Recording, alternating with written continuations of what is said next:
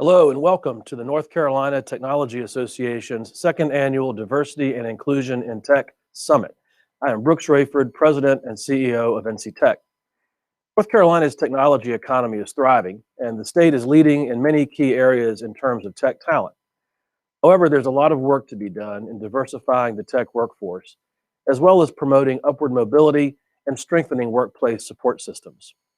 This summit will give you the chance to engage with others, to better understand the issues and learn ways that you might help build opportunities for growth and development within your organization. Last year's inaugural event was a tremendous success, and we're excited to bring it back again this year. As you all know, 2020 was a unique and challenging year with COVID-19 and the tragedies of George Floyd, Breonna Taylor, and Ahmaud Arbery, as well as the responses to those events. However, we have great expectations for 2021, and it's great to see the continuing dialogue around diversity, equity, and inclusion, which makes this summit that much more crucial to continuing to build a strong tech sector as well as a strong community. I hope you will engage in these important conversations today, tomorrow, and beyond. We will also be offering additional programming opportunities as part of our diversity and inclusion initiative, such as our Board Ready Boot Camp and roundtable discussions, just to name a few. I'll share more on those later. For our members, please check out our new online engagement platform, NC Tech Connect, where you'll find many resources, articles, and fun engagement opportunities both during and after the summit. This summit is made possible thanks to the support of our sponsors. Fidelity Investments has returned as our presenting sponsor. They've been a great partner for NC Tech, and we greatly appreciate their support of this event. You'll hear more from them in just a few minutes. I'd also like to thank Dell Technologies for their support of today's breakout sessions. We're grateful for all the support of our sponsors, and you will see them listed at the bottom of each page on the event site.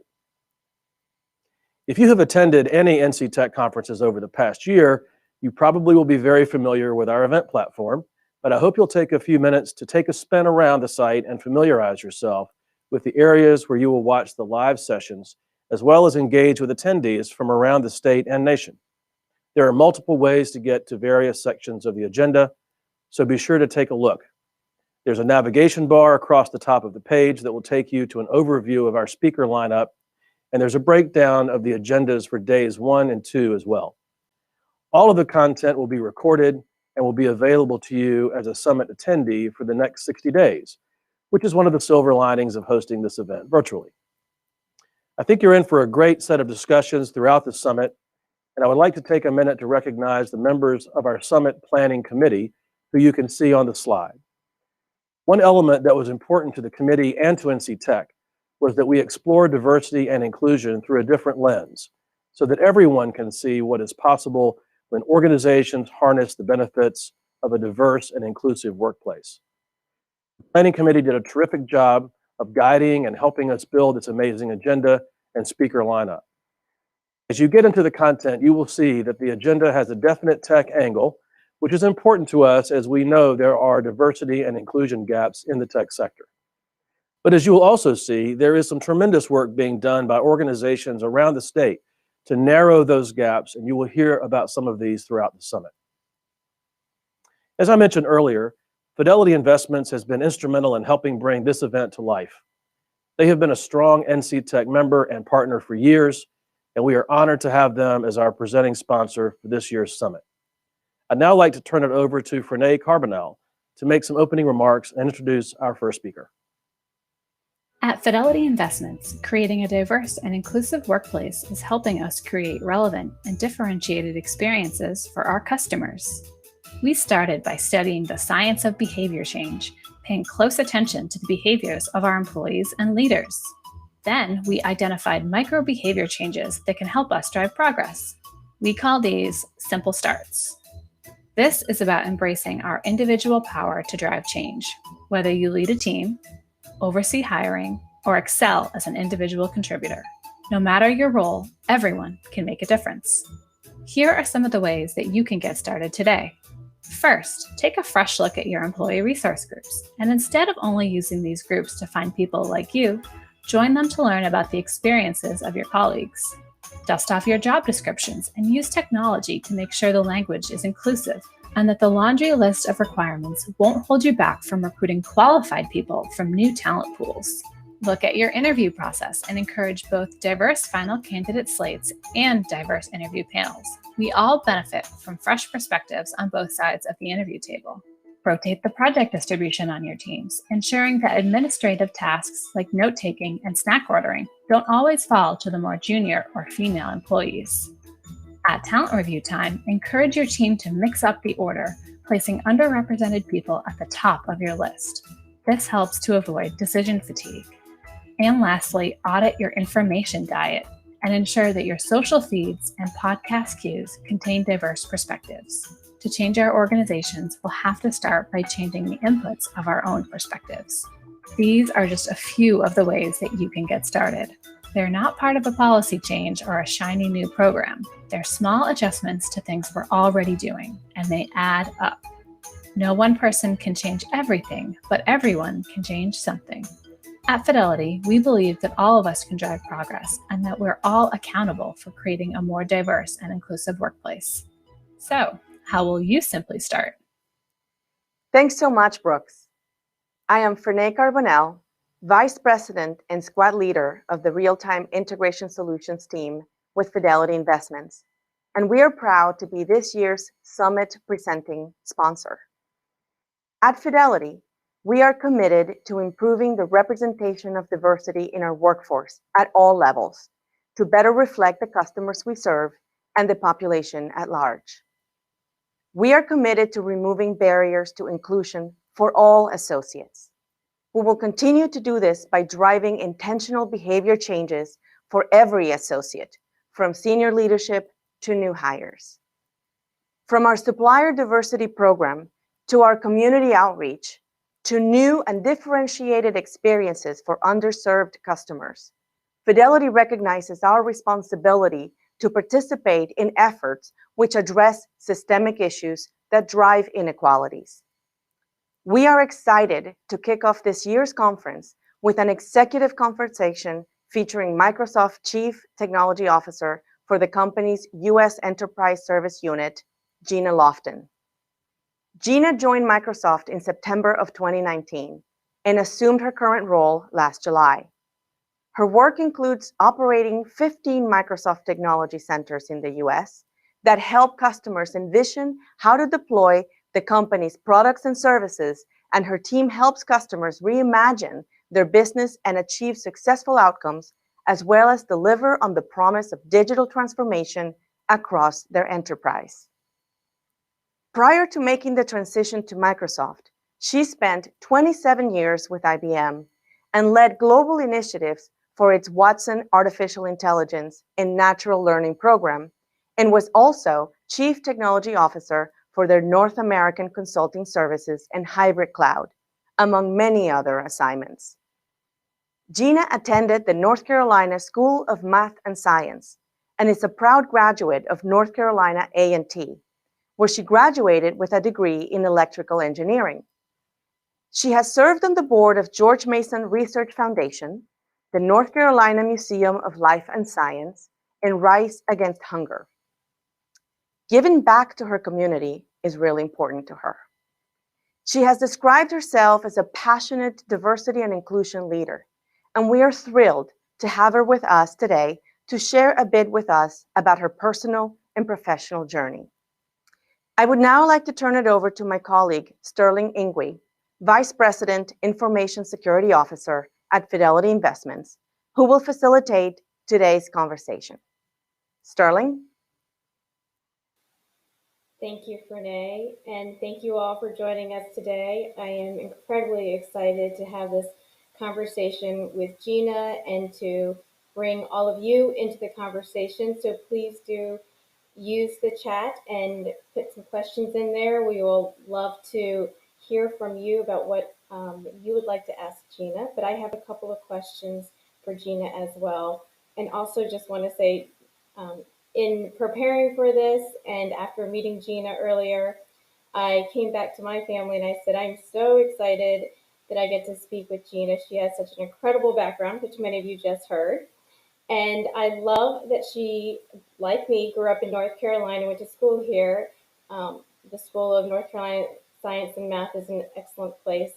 And in speaking about the excitement for this conversation, my younger sister, who's about 14 years younger than me, has early in her career and is actively engaged in diversity and inclusion at her publishing firm and bringing forward books for young readers. She said, Sterling, make sure that you and Gina are thinking about everyone's journey in this diversity and inclusion conversation, because we are all at very different stages in our lives.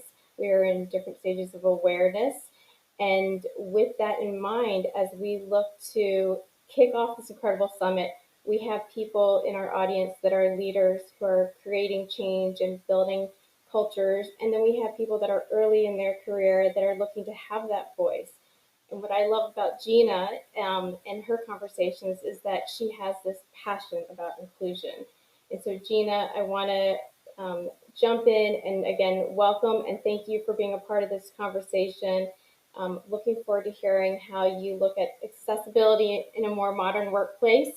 And maybe to start us off, would love to hear a little bit about your journey and what brought you here and some of the key events that have helped shape you to be the amazing leader that you are today. Well, thank you and good morning, Sterling. Great to see you again. Yeah, my journey, as indicated, I've been in tech for nearly 30 years. So I had opportunity to spend the first part of my career in engineering and research. And so taking the opportunity to have highly technical assignments. And I think one of the key pivotal moments for me is to be able to have an international assignment very early in my career. When I was working in Navy systems and had to do some work with the British Royal Navy that we were doing with the US Navy. And so that started a foundation that I would build a global executive career on much later in my career at IBM. And so having the opportunity as a young engineer to be given assignments that were very critical and in those opportunities that were mission critical for the companies and enterprises that I was working with gave me a great foundation and gave me a lot of confidence that the engineering capabilities that I brought to the table were going to be used to not only make companies a lot of money, which is important in what we do, but to have something as important as saving lives and protecting those that protect us. And so I think that was a critical part of my career to be, again, given something so early in my career to build a great foundation on. And then the opportunity to do other things as an engineer and a scientist, to be able to do development and research and then move into a sales role and then a consulting role, so that I could see the span of business and being able to build skills that will allow me to be client facing, that allow me to understand how to run a P&L, that allow me to understand the full scope of responsibilities that it takes to run a successful tech organization and to be a great advisor to companies, no matter what their industry is. And so those were some very pivotal moments in my career that gave me the opportunity to build a very strong foundation. I think that's incredible. The diversity of what you've been able to see and do in your experience and work makes you this really incredible, well-rounded leader, because you can understand so many perspectives, the inside, the outside of the clients, and how you want to kind of bring them forward and engage. And I think as we, look at our conversations today around diversity and inclusion, as that leader where you've been in so many incredible places, both locations and globally, but also in these different roles, how have you looked to, or what would you say has kind of stood out in terms of shaping your teams and bringing forward this diversity of thought and experiences into your day-to-day? I think it's so important to not just have teams that everybody looks alike, thinks alike, sound alike, right? Mm-hmm. You have to have diversity of experiences. So on technical teams, you have to have different technical disciplines. And you also have to have non-technical individuals so they can talk to you about this user experience that is so important as we're building digital capabilities. And it's important to have people have a view of the outside in. So not always homegrown, but looking at our partners and what they bring, and definitely always centering around what's important to make the customer success. And so diversity of thought is important to bringing all that together for the solutions that we build in our leadership teams and our technology teams. But it's also important to make sure that you're having faces that represent the world that we're serving. And so diversity around race and gender and accessibility and value and movement, and making sure that you're building teams with vulnerability and empathy and understanding, that it's important to bring together a team that's going to work together, that's going to care for each other, that's going to support each other. And again, that looks like the world in which we serve and the world that we're working in. And so that's important to be able to drive that impact, because we know those teams highly perform and they deliver greater impact across these enterprises that we're working in.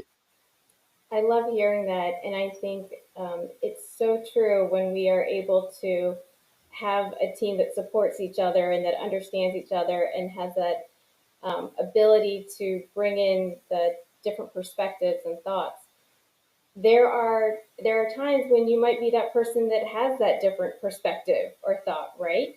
And you're coming into these conversations, and what advice or guidance would you give to those when they might be the first ones to kind of present a new opinion or perspective, or they might be considered maybe the first or only in respect to what everyone else has experienced in that room? Look, I've been a trailblazer. I've been the first, I've been the only, and you gotta lean into that and embrace it. And you gotta have some courage around that, because I see that as an opportunity. It's an opportunity to help people have a different perspective and hear from you in a way that opens their thinking and give them an opportunity to learn from you.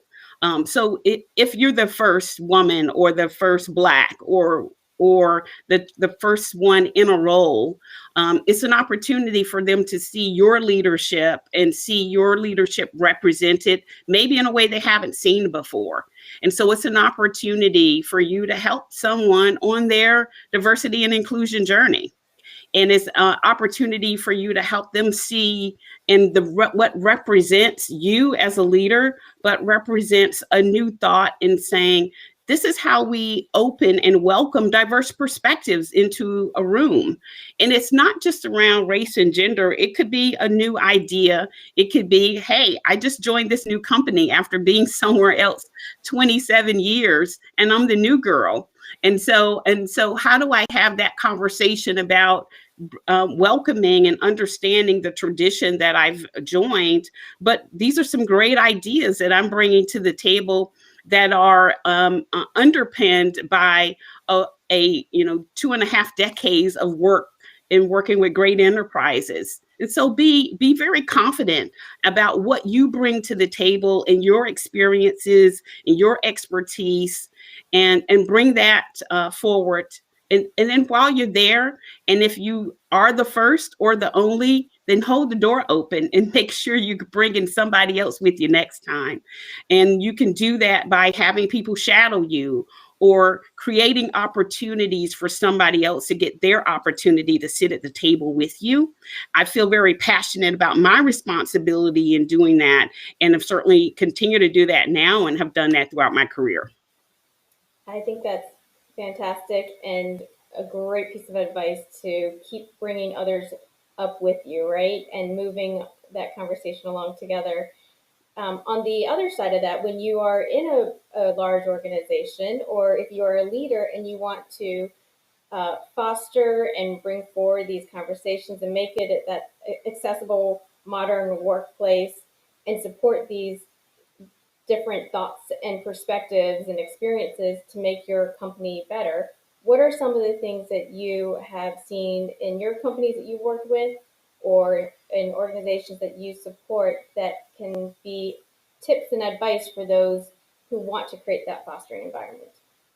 Well, you have to understand that the work of diversity and inclusion is hard work. It's essential and it's hard. And you got to lean into knowing that you have to put in the effort and the work, and you have to put in the commitment. You can't shy away from the tough conversations, because the tough conversations share with you where your organization is and where you need to focus.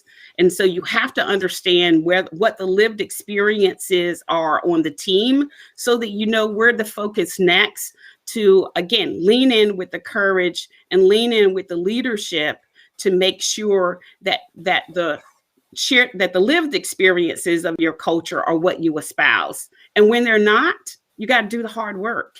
You got to make the hard decisions. You got to take some leadership and some courage in saying, we need to make changes. And you saw in those opening videos some very important things about diverse slates, about diverse interviewers, about making sure that you're creating an environment that is open and inclusive, and that is continuing to have people lean in to conversations. We talked about opening up of what we've discovered over the last year is people not understanding about the lived experiences of Black people in America. And great that people are now understanding and leaning into, but it's even better that we're going to move forward together and make some systemic changes so that we're not here next year having those same conversations. And so it's important that organizations are taking this opportunity to lean in, making the changes that they need to make, creating opportunities for representation that can help increase the inclusiveness and the diversity of their organizations and their leadership teams. I think that's great to hear. And I've actually been really impressed with Fidelity recently to open that conversation, because our leadership released a diversity kind of report on how we are in our company in terms of roles, and was very, very transparent and said, we have work to do and we're committing to it. And so as I look for other ways that companies can continue to be very open and transparent and kind of do that hard thing. It doesn't feel great to put out stats that might not reflect where you want to be, but to say that we get it. We have to make a change, and to take the steps for that hard work is incredibly important. Are there examples, as you look from an industry perspective at the tech sector overall, where there's opportunity for our technology industry to grow here, or on the flip, any blockers that we might need to get over and work through and do that hard work to push through? Well, I think there's great opportunity. And so I'm so super proud of the work that we do at Microsoft around empathy in action and racial equity initiatives and diversity and inclusion all up as a core to our culture. And so there's great opportunity across the entire tech sector to understand that representation matters. So it's important that people like me who are sitting in a chief technology officer seat, so that other women can see that this is, as they aspire to roles like this, there are others who have broken through. So let's make sure that there's representation at all levels in our technical organizations of people that can share with you experiences on the journey and help coach and mentor and sponsor you to get to those roles. So what are some of the things that we are doing and that other companies can do is really have very strong mentoring and sponsorship programs in support of individuals progressing in their career, and a commitment of helping people get into leadership roles, because we know you have to become a manager before you can become that senior executive. And so getting those opportunities early in your career, being supported in those leadership opportunities that help you grow as a business leader, in addition to a technical leader, can also help increase that representation. And then leaning into this, the tough conversation around who we coach and develop and put a lot of support around to sit in these senior leadership positions later in their careers. You have to identify them early in the career. So building very strong pipelines and leaning into that and saying, I'm going to build diverse pipelines. I'm going to support the progression of these leaders. And I'm going to make sure that I have a leadership team in the future that really represents America and the diversity of the communities in which we live and serve. You know, the investment in our future, in those leaders, is something that I continue to truly value when I see it happening and when I see those people kind of being found through the mix and being mentored and supported. But I've also seen, just as a reminder to those that are the mentee, how much they get from being a mentee back. You know, sometimes you hear that mentorship, you get more back when you're the one, you know, you think you're teaching someone else some things, but you can actually learn quite a bit. And I think it opens people's perspectives to say, oh yeah, this is how someone else might be seeing something or reminding me to do something as a mentee.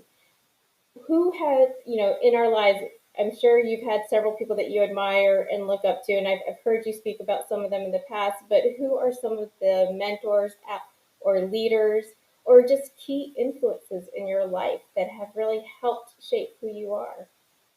You know, I hate to start naming people because then I'll leave somebody off the list, but I'd certainly have had mentors and sponsors throughout my career. And so it started for me with, you know, even in high school. And I got the opportunity to meet Dr. Ronald McNair, and he was, you know, a trustee at my high school, and he had talked to me about his time at North Carolina A&T. And he had majored in physics, and he went on to become an astronaut. And I was a part of the space shuttle program in my freshman year of college. And so he was an early mentor in setting the stage of really the reason why I went to A&T and had the honor of graduating when we had a building in his honor on campus, our engineering school. And I've had mentors at work that allowed me that believed in my capability and believed in my potential and put their careers or their reputations on the line and says, trust me, she's ready. Trust me, she can do it. And I believe in her. And so they gave me opportunities. But the most important piece that they gave me is the understanding that they were going to put me in assignments that stretched me as a leader to give me opportunities to grow, and they were going to support me. And because you have to know and to be courageous and take risks, you have to know and be comfortable that if it doesn't work out, that you're going to get more than one opportunity to have that, to take that risk or lean into that courageous, you know, stretch assignment. And so just having coaches and mentors that be able to believe in you and put you in those positions, but also role model for you. What does it look like to step into that step into a risky assignment, step into a growth assignment or stretch assignment with a lot of courage. And I had a lot of high aspirations. You know, I knew early on I wanted to be a senior executive. And so I was willing to take those risks, but it really was great to be able to have that support system and that sponsorship and taking that risk. And so when we're creating these diverse leadership teams, we have to make sure we're leaning in and making sure diverse candidates have that kind of sponsorship early in their careers, and people that are saying, I believe in you enough to take a risk, and I'm believing you in enough to say to someone, yes, she's ready, and trust me, and we should give her that chance and others.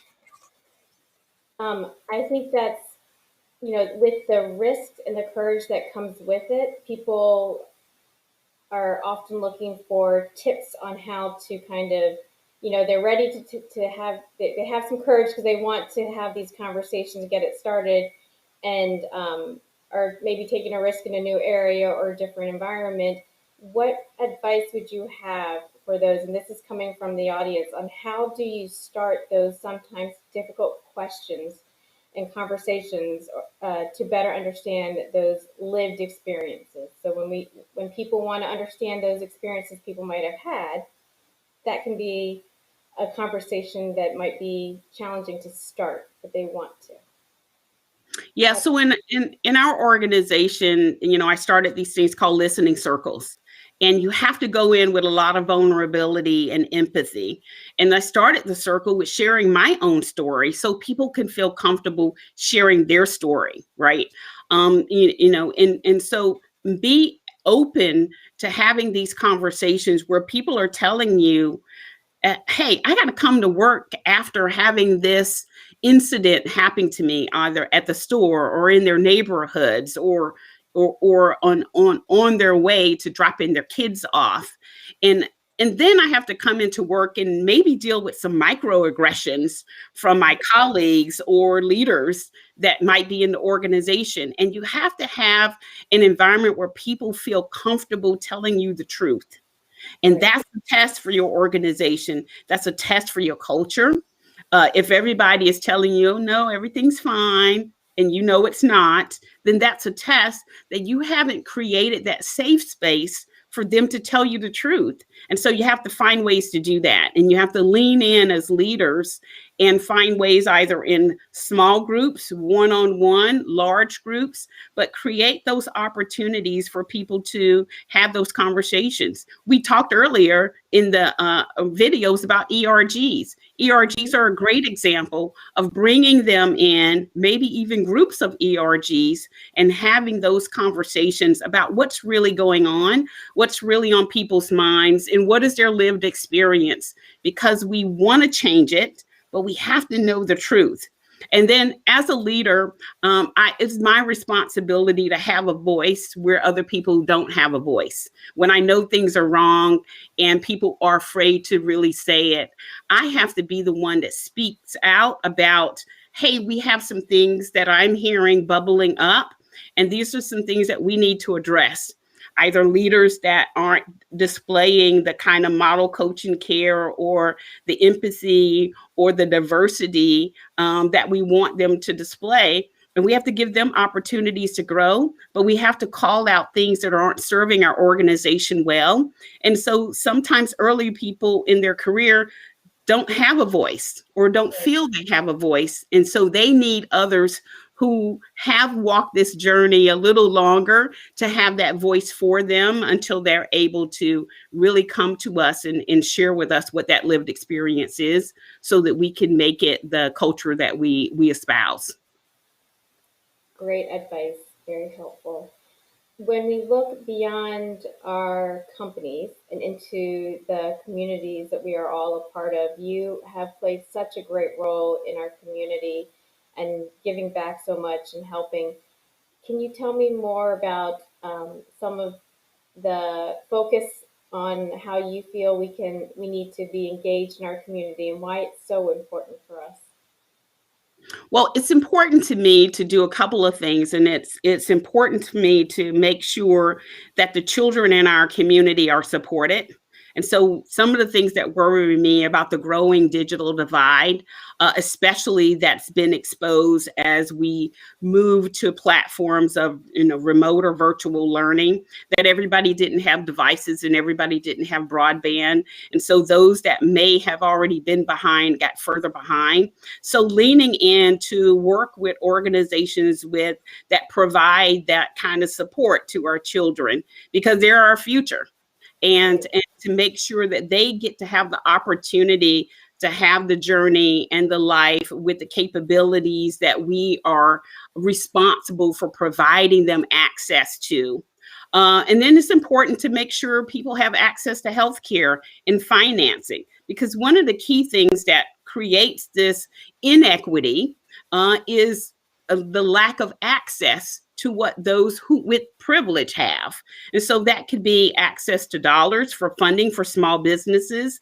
That could be access to healthcare for people who are in remote or more rural parts of our state. So those things, leaning into the community and leaning into organizations that help address that. The work that we do in the community about making sure people aren't hungry. Here in our community, people have lost a lot of jobs due to the pandemic. What are the things that we could do to support families as they're trying to get back on their feet? So those things are important to me. I'm passionate about. I get to be able to sit into a position of privilege where I don't worry about my job and I don't worry about money. So it's the opportunity for me to give back and help those to get on their feet and have access to continue to be in a position where they can support their families and of course, and importantly, support the children to have a better life and have an opportunity to succeed. Yes, investing in our future. Gina, speaking about the pandemic, and we're getting some really great questions from the audience, so please keep them coming. Here's another question from the audience.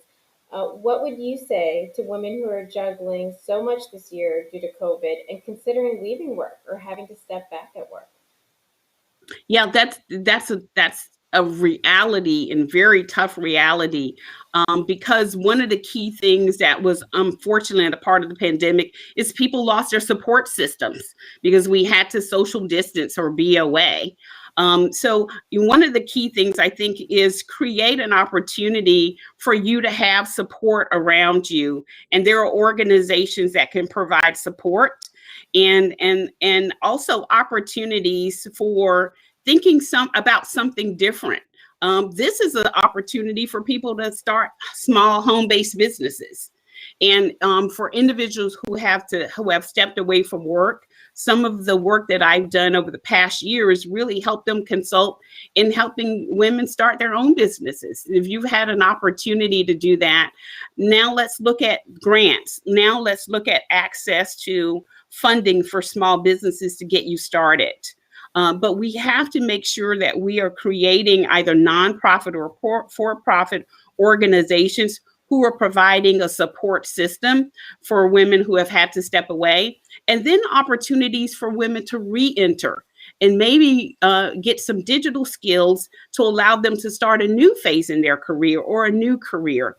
And so, whether it's going to be support of starting a small business or home-based business or access to skills to allow you to have a career change, those are all important opportunities for women who have had to step away and now want to re-enter as well. Because we have to be able to empower and support women who are going to be on this journey either in tech or not tech, but really the important work of having women be supported in having careers and being a very important part of the leadership structure and the business structure that we're creating in our state. No, I think that's excellent. And I have to say, I've been, as a mother myself, facing those same challenges and have been grateful for companies like Fidelity. And I know other companies out there are doing it too, where they are really saying, what do you need? They're providing some different training or boost. We have opportunities for being engaged in a women's leadership group at our company, one of those ERGs, right? And then there's also other programs that our company has offered to help women as leaders kind of work through, because this is a challenging time to balance many things. We have to find those ways to take breaks, but also to remember if we need to step back and help ourselves and our families, it's okay. Like you said, there's so many things that are out there for them to pursue, and part of the community to foster that. Yeah, one other thing is one of the things that we did is to have some COVID leave, right? So it's an opportunity for paid leave and saying, hey, I now know you have to be the chancellor of virtual learning in addition to the work that you have to do. So take this time off with pay to be able to focus on the things that you now have to do now that we're in this pandemic and you have these additional responsibilities. And so these are the programs that you can use to support the time that you need away, and then to come back when you're ready. I think that's a fantastic support from our companies. We have another question from the audience, and this goes back to our conversation earlier, but when you experience your voice being marginalized, or we had spoken a little bit about microaggressions and how you might, how do you recommend people address it? Yeah. And so, this comes with experience and maybe even age, is that, you have the opportunity to now speak up. And I'm always encouraging women earlier in their careers to have their own voice, but you got to build that, right? I'm not the Gina that I was 25 years ago. And, things that I say now with confidence, I may not have been able to say that, those years ago. And so it really is about stages in your career, stages in your maturity, and stages in your confidence. So if you feel like your voice is being marginalized and you don't feel like you have a voice to address it, find someone that you can confidently share this with and have them help you. I invite you to be able to feel courageous and brave enough to address that yourself. But if you don't, get help. And those of us that see it, I want us to lean into our responsibility for not staying silent when we see it happen. And when we see someone being marginalized in our communities or in our workplaces, it is incumbent upon us as leaders to address that situation and not to remain silent. So if I see it, I feel like I got to do something about it. And if somebody comes to me and share a story, I always say, now I got to do something about this, right? And so it's incumbent upon us as leaders is create an environment where people can come share these stories and then help people develop their voice. That's one of the most important things that I get to do as a leader, is help other leaders along their journey. And that journey to leadership is really having your voice and being able to make sure that you're saying, hey, this, what you said is not acceptable. And, just in the words of my grandma, you got to teach people how to treat you. And I'm not going to be treated that way. Right. So you have to be able to have this voice. And if people are putting your ideas aside and not giving you an opportunity to have your say, or always talking over you, or even some instances where people are taking your ideas and sharing it as their own, all of those things continue to happen. And we need to address those things in our organizations. We need to address those things in our cultures and let people know these things are not accepted. We are not going to continue to behave in this way. And these are the consequences of that. But you also have to give people an opportunity to learn and grow, and give them some coaching around this behavior. I don't know what your intent was, but this is how it landed. So let's be careful about understanding how your behavior is landing in making someone feel marginalized, so that you can help them along with their learning as well.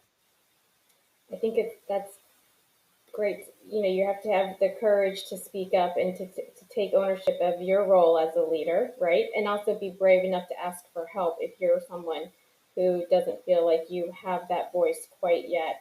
Those are really great tips for people. We've been talking about mentors and supporting different people in different stages of their lives. There's a question from the audience that speaks to their mentorship program. And the question to you is, in matching mentors and mentees in the past, they didn't do so with a diversity perspective in mind. How would you address that, or would you address that? Is that something that should be a criteria in thinking about how to do some of the matching? Yeah, so for me, I say my mentorship or sponsorship board looks like the United Nations. You got to have a little bit of everybody there, because that helps you have those perspectives. Early in my career, I wanted the perspectives of those that I saw in leadership. And guess who I saw in leadership? I saw white males in leadership. So I wanted to hear their perspective of how they were choosing other leaders. So a couple of things about mentorship. mentorship is an important part. There's some chemistry that has to happen. And if initially you need to have that chemistry be around race or gender, then start there, because you're going to need to be in a place where you can be the most vulnerable. You can share anything with your mentor, because that's the only way it's going to be effective for you to move on and grow from it. But then I want you to step out of that and say, this person doesn't need to look like me. I need some coaching and mentoring. I need some different perspectives of someone who hasn't lived my journey, someone who's lived another journey that I can learn from, and someone who can share with me perspectives of how I am perceived, or what are the decisions, or how are decisions being made in rooms that I'm not in. And those are important perspectives as well from mentors.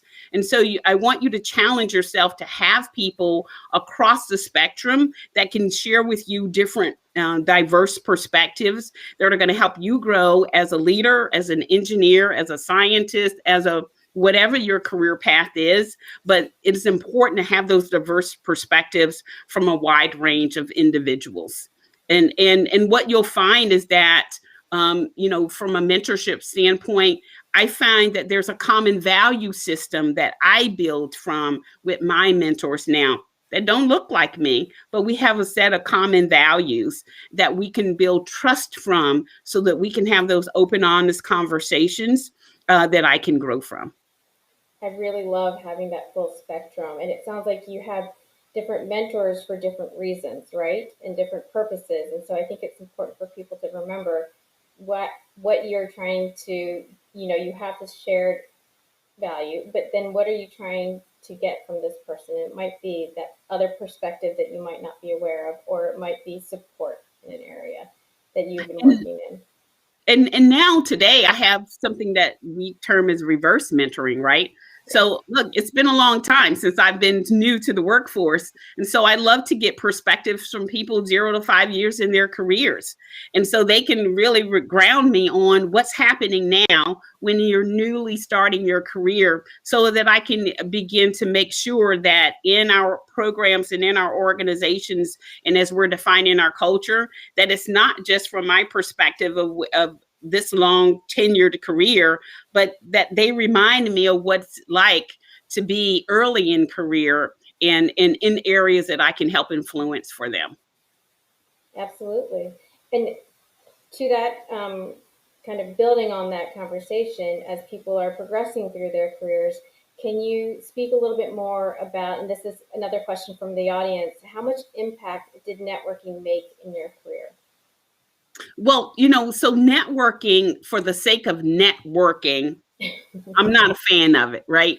So I say build your network based on authentic connections that you make with other people. So, think about ERGs, or think about things that you care about, and those kinds of groups where you form it around common interests, and then connections that will naturally form, so that they can feel authentic, and most importantly, that they will grow over time, that you will invest in it and the other people will invest in building that long-term enduring relationship. And so I encourage people to network in a view that you're going to build with this person a long-term enduring relationship. And there's some things that you have to do, right? You have to give before you're going to ask for, help and support. You have to build a relationship just like you build any other kind of relationship. You have to support them in addition to them supporting you. And then guess what happens? Naturally, they'll invite you and invite you to their networks. And then you have to also invite them to your networks. So those are some important things to do, and making sure that it is really about a collaborative effort, that you're going to be helping each other. You're going to be growing from the relationship and learning from each other. And then you're going to give people access to the other great advice or relationships that you've established. One of the key things that I did early on as I was getting mentoring and coaching from people, I go back and tell all my friends what they told me. And so just in case they weren't getting this coaching and mentoring, then you want to share it with the team, and you want to share it with your network, and you want to be able to create an opportunity for all of us to grow together. And it's important to get outside of your professional societies for networking. So I don't network with just other women in tech, but other women leaders that might be outside of my industry, and other non-women leaders who might be outside of my industry, to be able to learn something new about other parts of being a business leader. And certainly another part of networking is leaning into networks in your community. So who's out there working with kids in STEM? Who's out there with feeding the hungry? Who's out there with creating opportunities and access to healthcare for those underserved communities? Those are also my networks, because they're about things that I'm passionate about. Speaking about kind of growing and thinking about empowering the individuals and also women in the workplace, is there any book, podcast, blog, or something from the community that you have picked up on that you would recommend for other women who want to empower themselves or other people kind of in the workplace? I'm sitting with my bookshelf behind me, but I don't want to pull from there. Actually, what I'd like to do is create a book list that I'll share. But what I'm reading now is something called Present Over Perfect. And that's really about, looking at your life and saying, everybody's about add.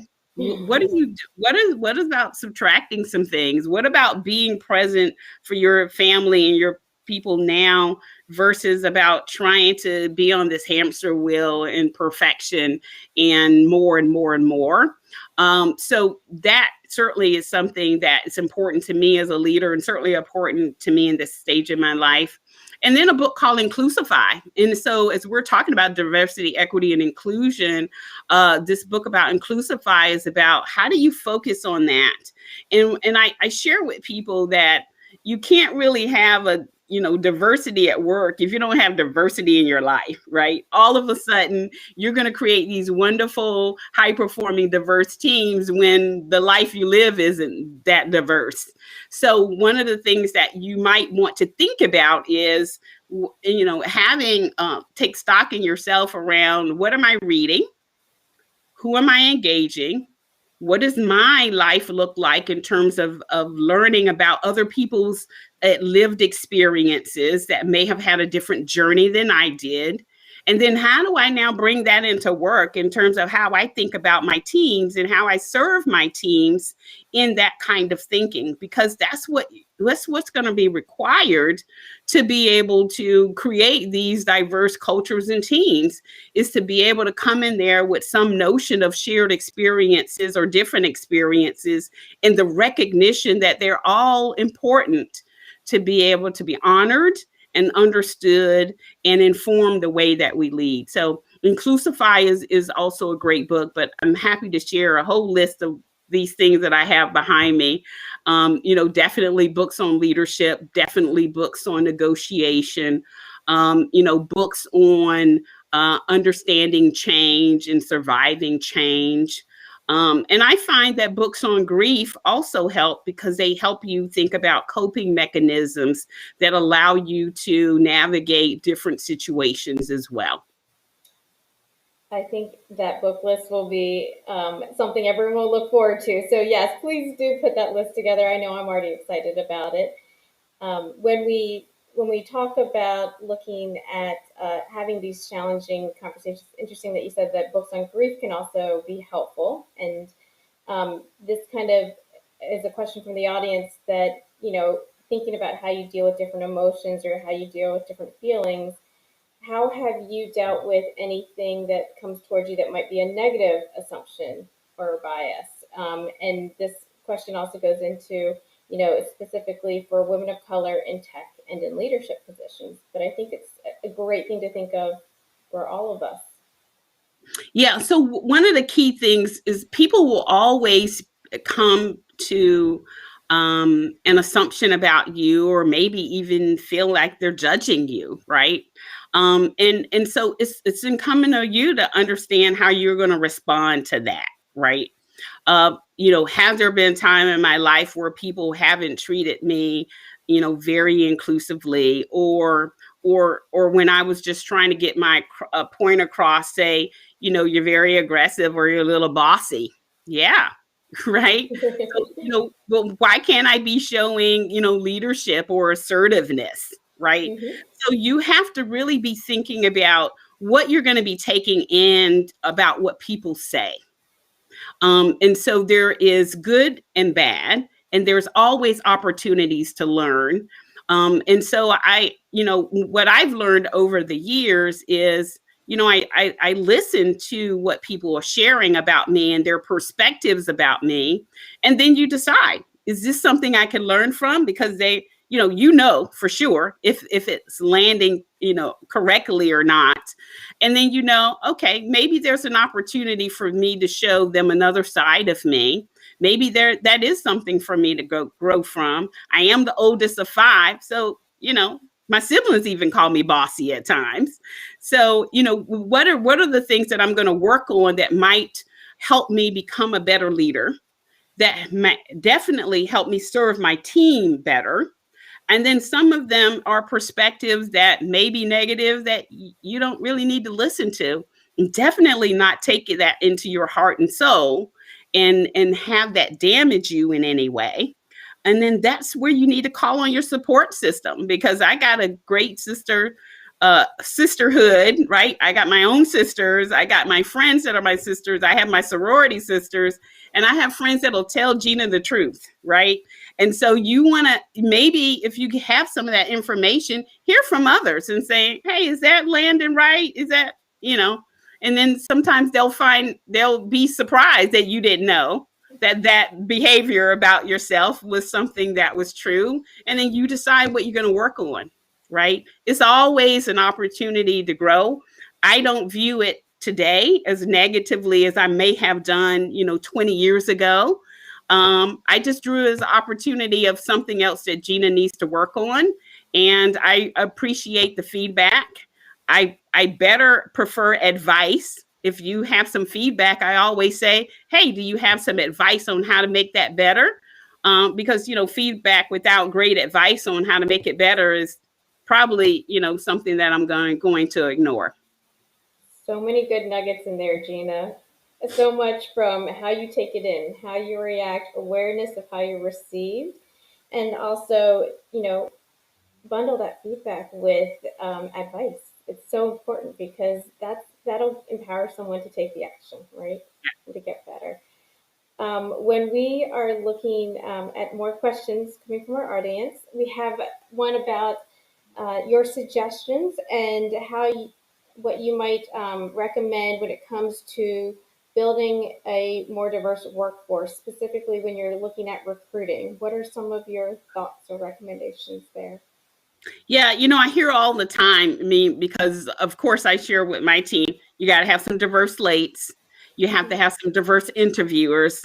And then I get well, I can't find anybody. And I'm like, well, look, I know some people. You haven't even asked me, right? Right. So one of the key things are you got to have diverse slates, and you got to touch the pools of individuals who know how to help you create these diverse slates. And you got to be doing diverse slates. And you got to be doing it all the time, not just when you have opens hiring. You have to create this is one key thing that I do around networking is I'm always touching base with people who might want opportunities later and building a relationship with them. And then, the best way to create these kind of diverse pools of people is to treat the diverse people in your organization well, and they can help you recruit, because they are going to share with people their experiences. And based on that knowledge is going to have people wanting to come into your enterprise or wanting to have roles in your organization. So a couple of things. You have to make sure you're going to where the talent is. And listen, it's not just because I graduated from an HBCU, but when I tell people when you're looking for Black engineers, you might want to go to an HBCU, right? And so you have to go to where the pools are. You have to create relationships and networks that have opportunities to give you access to diverse pools. And you have to treat the people in your organization in a way that they'll recruit for you and share with people that these are the great experiences I'm having. Why don't you come join us?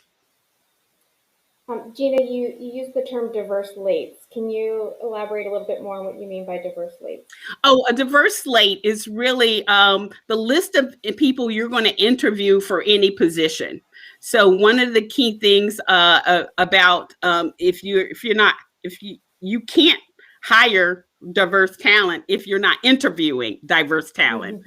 So that's what I mean by a diverse slate. It's a list of diverse talent that you're interviewing and given an opportunity to speak with you about jobs. Perfect. Thank you. We have another question back to our ERGs. How do you bring senior management along and not leave the burden of D&I just to the ERGs or the officers focusing on diversity and inclusion? Absolutely. So diversity, equity, and inclusion is at the core of your organization, has to be the responsibility of your senior leadership team. If they don't feel like diversity, equity, and inclusion is their responsibility, then the ERGs and the program leaders won't be able to make a dent into that. And so so bringing people along worries me in that question is saying you don't see from the top that there's a commitment to diversity, equity, inclusion.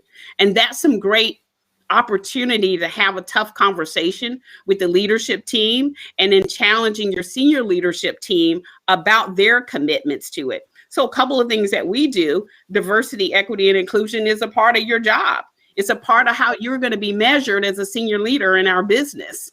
And so that commitment has to be core to what you see your leadership dimension is. So if you're in an organization where you don't see that, then you have to make sure that the D&I leaders in your organization, and this is the opportunity to have those tough conversations and ask, what is my senior leadership's responsibility and commitment and accountability for us to be successful with diversity, equity, inclusion in this team?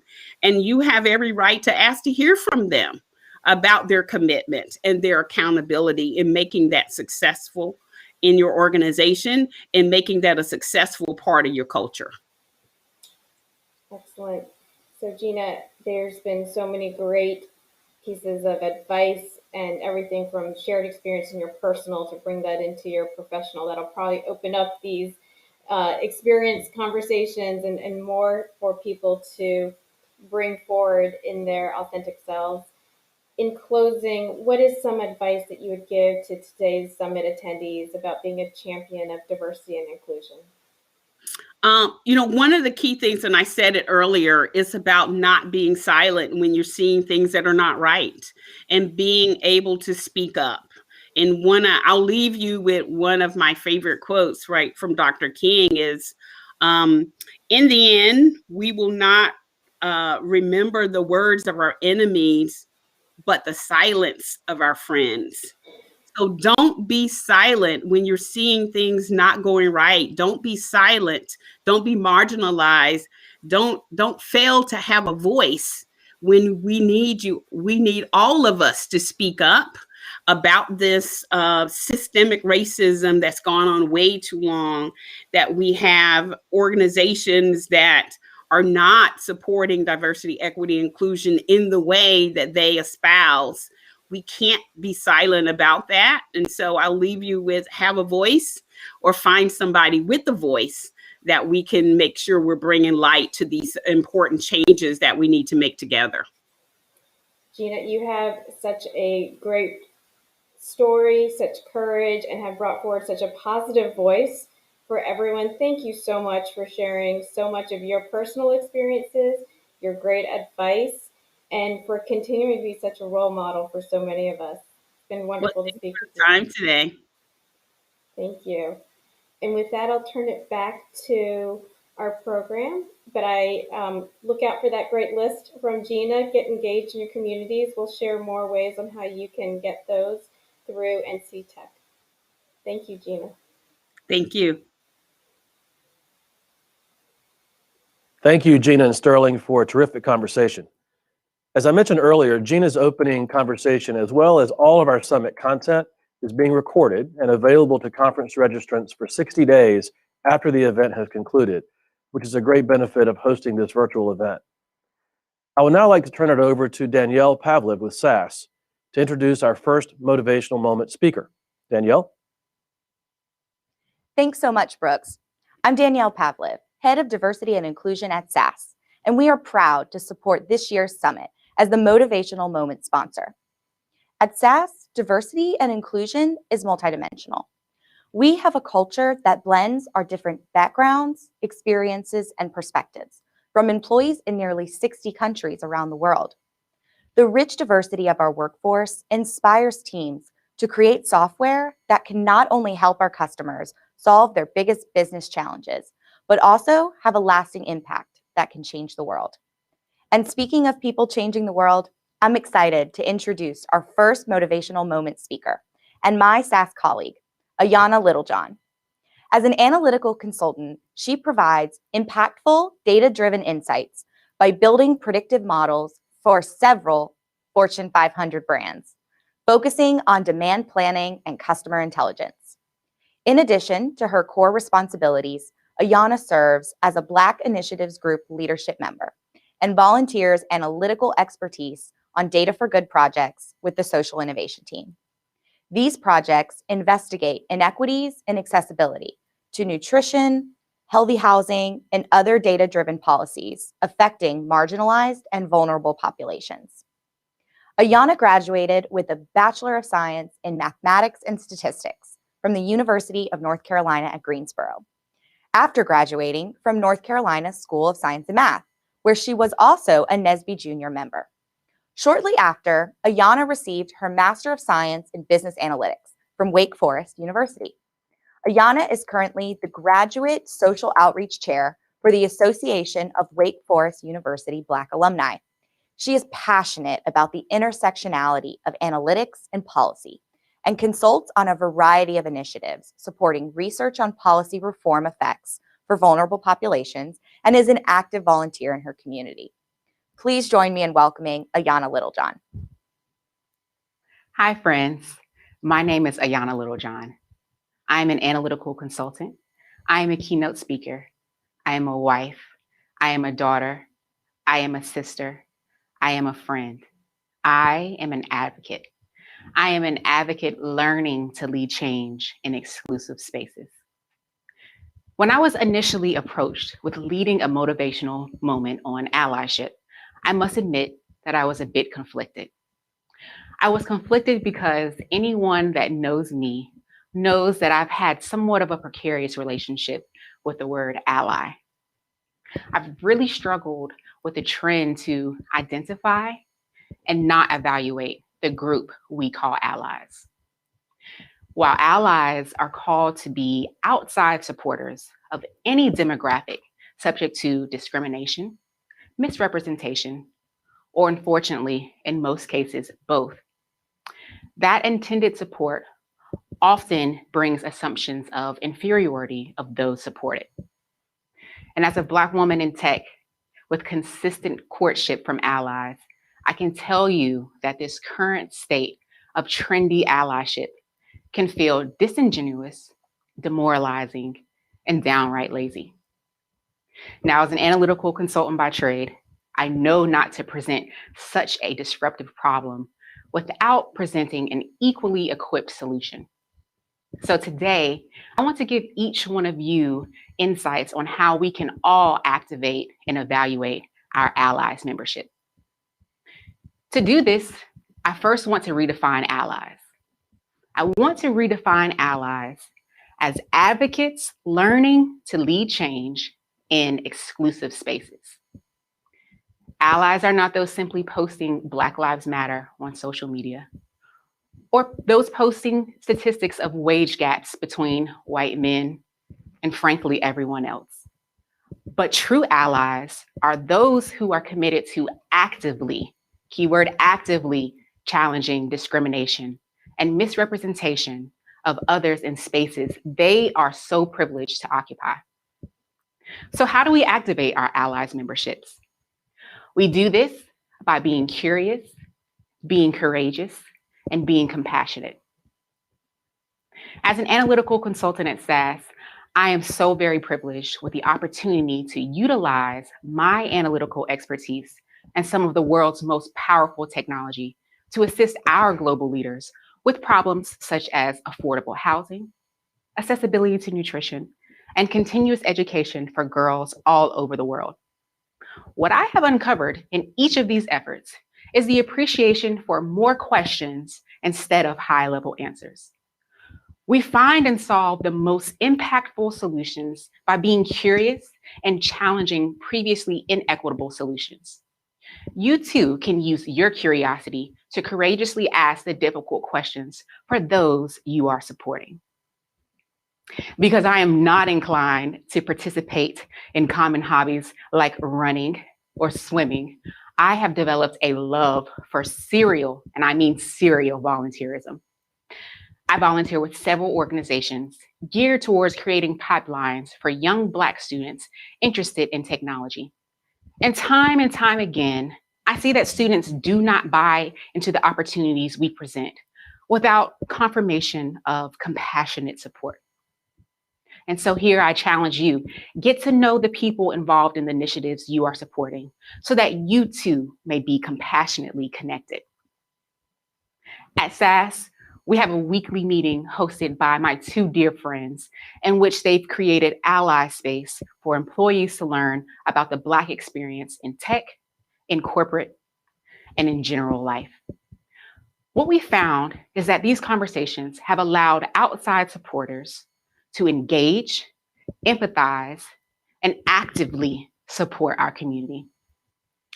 I encourage you to ask how you can be involved in similar conversations in your circles and encourage others to do the same. Again, people, we are activating our allies membership today, and I challenge you to require the same of those in the spaces you are privileged to occupy.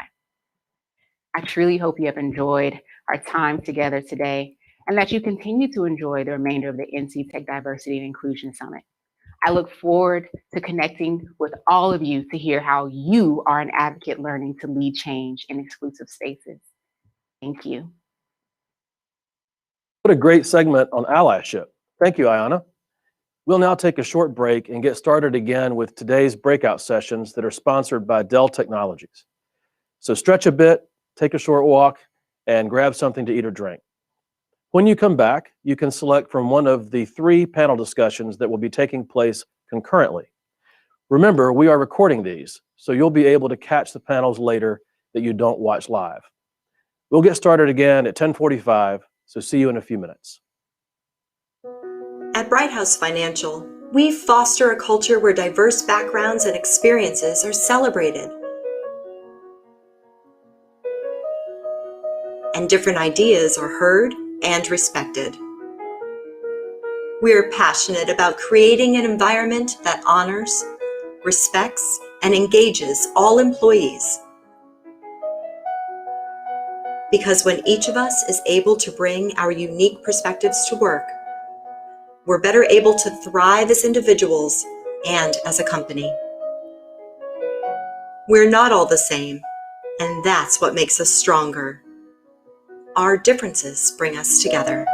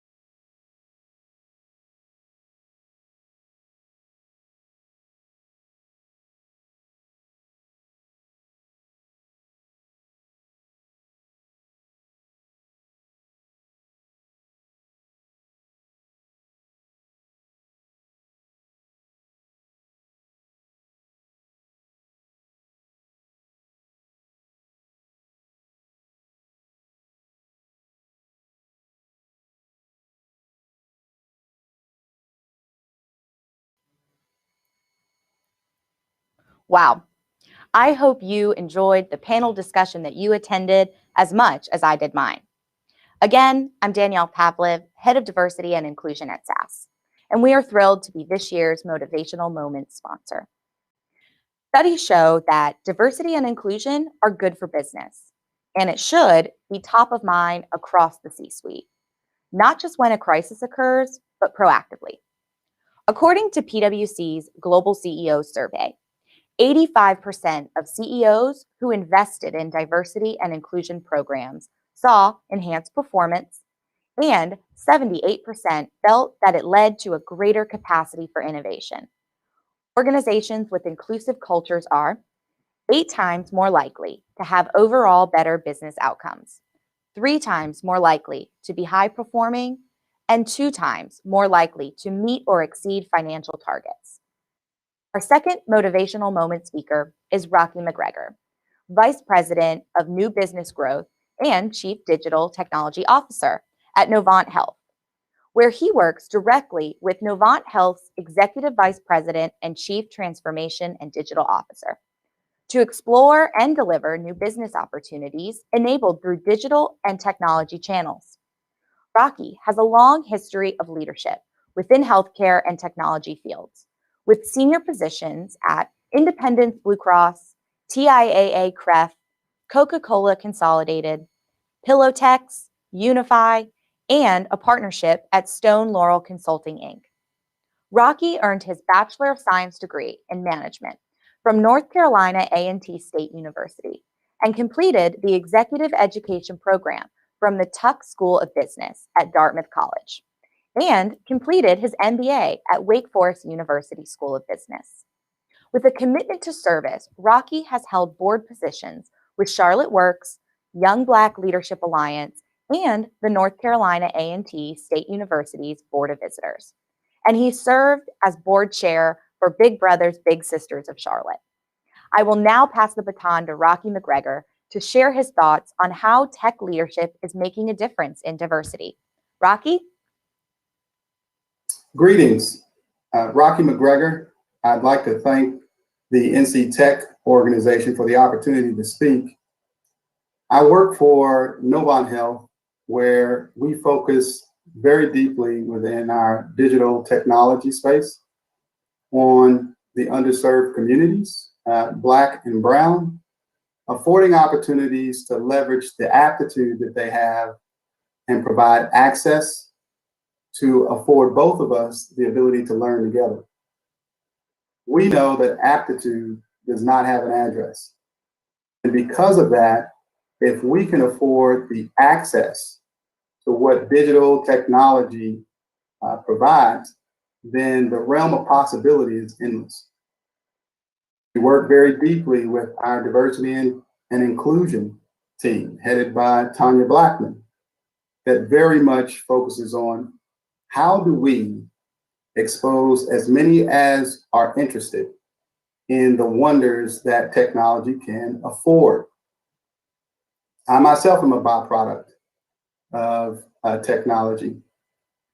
As I went to school, what I learned is that technology was far more than what I had imagined. Someone invested the time in me and shared with me the opportunities that were available. Had it not been for that person who invested in me for no other reason than they saw something in me that I myself had just not been exposed to before, I probably wouldn't be sitting here today. So how do we provide that access? How do we engage? How do we make sure that we're listening as much as we're talking? How do we assist with putting more question marks where we tend to try to put periods? And the way that we found to do that is through our partnerships, whether it's partnerships with institutions of higher learning, whether it's partnerships within the communities that we look to serve, whether it's partnerships with faith-based organizations. What we are intent on doing is meeting our community where they are. So when we do that, how do we then make the connection? That connection is made when we afford those who are in positions of leadership the opportunity for those who aspire to be there to see that visual. What does it look like to be an African American or a Latino American and aspire to be in that role? What we have seen and what we have heard and what we have executed on is the more individuals who look like those who aspire to be in a particular role, the more opportunity and the more fortitude that it provides those individuals to achieve their goals. What we are set forth to do here is to leverage partnerships, whether that's with our partners with Road to Hire that we engage with, whether that's through the Charlotte Executive Leadership Council that we spend a great deal of time investing in coming up with solutions together, or whether that's through our own student internship programs that bring through in upwards of 60 interns within technology on an annual basis. We're very much focused on how do we engage, how are we intentional, and how do we put a model together that's sustainable, a model that actually will bring others along with them. So as you're going through this summit today, I would ask that not only you put on the hat of bringing others along with you, but put on the hat of leadership and understanding that in order for us to make sure that the numbers of Black and brown people who make up about 40% of our population, but make up about 23% of the workforce from a technological standpoint, how do we change that narrative and bring it more in alignment with the population itself? Lastly, I'd like to share with you all an organization, a nonprofit organization by the name of the TechPact.org. The Tech Pact was created by a number of executives across the country who decided to act when we saw the inequities, when we saw the systemic racism, and we saw what took place with George Floyd. Our response to that was, we are going to create upward mobility. We are going to afford Black and brown citizens the opportunity to explore and learn more about technology. We do that through a simple means of taking a pledge.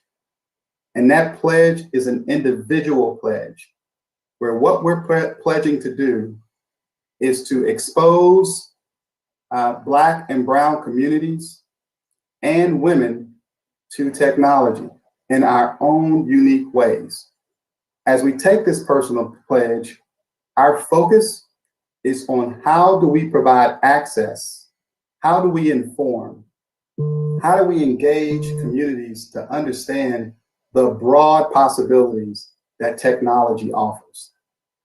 We are very confident that as we engage and learn from those who are in technology today and those who are exploring the possibility of going into technology, that if we provide you the access, we will learn from you, you will learn from us, and we'll all be better together. So I ask you to take a look at the Tech Pact, understand the community engagement and programs and the force multiplier that we've created through this nonprofit organization. Our goal is to have 5,000 executives to sign this pledge personally. And we hope that those who are in the realm of my voice take full advantage of it. Thank you and have a phenomenal summit. Thanks so much, Rocky. We appreciate you sharing your insights and experiences with us. As Brooks has mentioned, all of the content of today's summit will be available later today and for the next 60 days, so you will have the opportunity to see and hear all of them. Tomorrow, we will get started at 9 a.m. and look forward to seeing you then. We will kick off with our opening keynote conversation featuring Farah Palumbo, Chief People Officer with Blue Cross Blue Shield of North Carolina, and will feature a CXO panel discussion on building comfort around difficult conversations, as well as another motivational moment. We will conclude the day with a call to action that will be led by Shelley Willingham with the diversity movement. I will now turn it over to Brooks to close us out for the day. Thanks, Renee. And again, thank you to Fidelity Investments and our other sponsors for making this event possible. As I mentioned earlier, we will be expanding our diversity and inclusion offerings in 2021. We have 2 roundtable discussions scheduled as a follow-up to this summit for April 7th and 14th. You'll have the opportunity to engage in conversation with D&I leaders and other attendees to share your insights and experiences as we work to gain better understanding and improve diversity, equity, and inclusion in the tech sector and our communities. In the fall, we will offer our first Board Ready Bootcamp to improve the quality of board governance and board composition, with particular focus on underrepresented populations, such as, but not limited to, women, people of color, and LGBTQA+ tech leaders currently in senior positions in tech organizations who are ready to make the leap to serve on a company or organizational board. The program will be delivered virtually, providing a high-impact curriculum on board fundamentals, strategy, and governance. So stay tuned for more information on this important offering from NC Tech. Well, that's it for day 1 of our 2nd annual Diversity and Inclusion in Tech Summit. Enjoy the rest of your day, and we'll see you tomorrow morning.